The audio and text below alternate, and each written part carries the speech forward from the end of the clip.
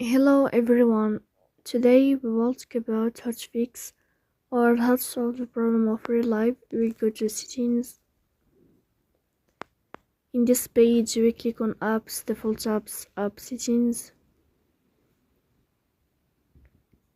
In this page you will scrolling down until you find this application of Relive. In this page of app info you will click on first stop and you will click OK. Here you will enter to the window of storage. Then we click on Clear Cache. Here we go to Play Store. You will search about the application of Relive. Then you can uninstall your app. So that's all. Don't forget to support us by like and subscribe. See you next time and thank you for your